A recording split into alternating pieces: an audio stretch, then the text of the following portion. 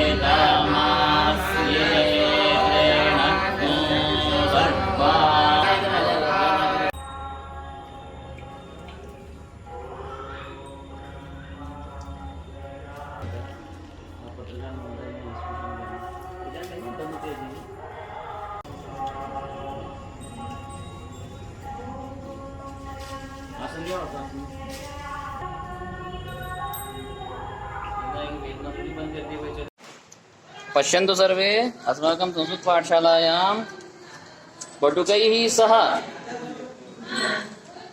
एको शुकः आगत्य भोजनं करोति। अस्य आगमनं नित्य सायं प्रातः भवति। सायंकाले 5 समये, प्रातःकाले 7 समये स्वयमेव आगत्य वेदपारायणं शृणोति। बालकैः सह क्रीडां कृत्वा स्वस्थाने गच्छति।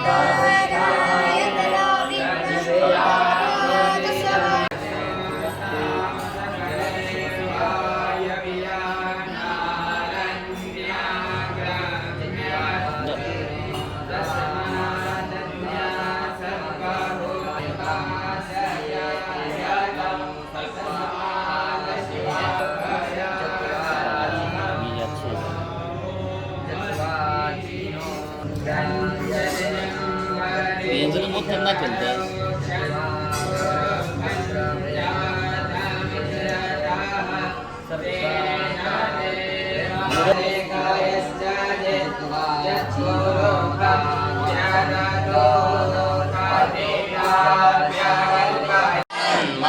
नो लोका किमवयवन्तोऽपि जगत मदिष्टातारं किं भवविधिर्नाद्रेत्य भवति शोभाकुर्याद्भुवनजननेका मन्दास्त्वां प्रत्यमसि फलसंशेरत इमे साङ्ख्यं योगा पशुपतिमतं विष्णवे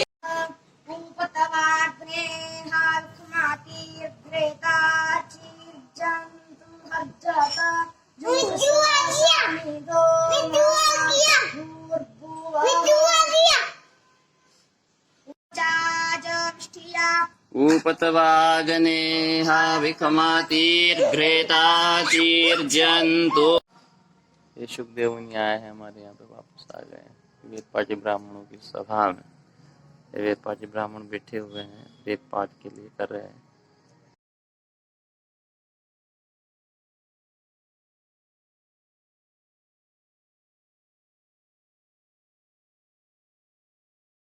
विष्ठिया ऊपतवागने तन्त्वा समिद्भिरङ्गिरो घृतेन वर्धयामसि बृहच्छोचार्यविष्ठिया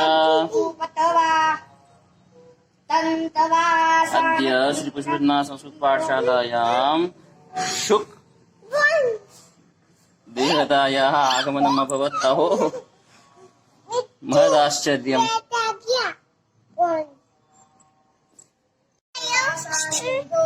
मम भूर्भुवः उपतवाग्ने महदाश्चर्यम्। मम भूर्भुवः उपतवाग्ने हविखमातिर्घ्रेताचिर्जन्तु हर्जता जुघसभासां समित्। अरे नहीं न वर्धयामसि बृहच्छोचार्यविष्ठिया। पहले यहाँ छात्र नहीं थे, लॉकडाउन चल रहा था उस समय, बच्चे नहीं थे। उस समय से यहाँ आने लगा ये। रात कल आता है और दाना पानी लेता है। यहाँ जो पारायण करते हैं पारायण सुनता है बैठ कर एक महीनों को। फिर ये दिन में चला जाता है, फिर वो 1 बजे के आसपास आता है और फिर 4-5 बजे तक बच्चे के साथ रहता है। फिर बच्चे आने के बाद बच्चे के साथ रहता है आराम से। और हम दाना पानी लेकर फिर शाम को रात को चला जाता है। ये तोता प्रातः 7-8 बजे आ जाता है और यहाँ आकर हम पारायण करते हैं तो पारायण में हमारे बीच में आके बैठ जाता है और पारायण सुनता है। पारायण सुनता है 7-8 बजे और 8-9 बजे इसका भोजन जो भी है वो कर लेता है और फिर 11 बजे फिर चला जाता है। 11 बजे जाने के बाद फिर प्रातः दिन में फिर 1-2 बजे आता है। 1-2 बजे आने के बाद फिर पारायण सुनता है, फिर 4 बजे चले जाता है। कितने महीने से आ रहा है? ये लगभग लॉकडाउन के बाद 4-5 महीने हो गए इसको। ये आज से लगभग 2-3 महीने पहले आया था लॉकडाउन में, जब मैं ऑनलाइन कक्षा लेता था, बच्चों को पढ़ाता था मंत्र। तो एक बालक था मेरे पास में, तो उसको पढ़ा रहा था। तो आया, थोड़ी देर एकांत में बैठा रहा, साइड में सुनता रहा। अचानक फिर बच्चे को उसने चोट मारना शुरू किया। तो बच्चा घबरा। मैं कहा घबरा मत, तो शायद वेद पारायण सुनने के लिए आया है, आप घबराओ नहीं। तो फिर जब उसने ज़्यादा हरकत की, कभी मेरी पुस्तक के पास आता है, कभी बच्चे की पुस्तक के पास जाता है, मैं कहा बेटा एक काम करो, उठ जाओ आप, शायद ये कुछ कहना चाह रहे हैं। तो पशु पक्षियों को कुछ संकेत होते हैं और प्रकृति ने कहा, इसका शास्त्र में निर्देश भी है। तो जब मैंने उस बच्चे को उठाया तो उस बच्चे के आसन पे बैठ गया और कम से कम उसने आसन पे बैठने के बाद बिल्कुल निचेष्ट, जिसको बोलते हैं ना, बिल्कुल शांत भाव से आँख बंद करके एक टांग पे बैठ गया और कम से कम उसने आधा 1 घंटा मेरा वेद पाठ सुना इसने। और उसके बाद से नियमित आ रहा है। सुबह आ जाता है 7-7:30 बजे तक लगभग का इसका समय है, आता है, थोड़ी देर वेद पारायण कर सुनता है और उसके बाद में थोड़ा जो हमसे जो सेवा बनती है, दाना पानी रख देते हैं, तो वो अपना ग्रहण करके चला जाता है। फिर दिन में, कभी दिन में भी आ जाता है, लेकिन सुबह का इसका लगभग समय निश्चित है। मंदसौर के पशुपतिनाथ परिसर में पिछले कई सालों से संस्कृत पाठशाला चल रही है और यहाँ पर संस्कृत का अध्ययन करने के लिए दूर दूर से कई छात्र आते हैं। लेकिन पिछले कई महीनों से यह तोता यहाँ पर आता है और वेद पारायण सुनता है।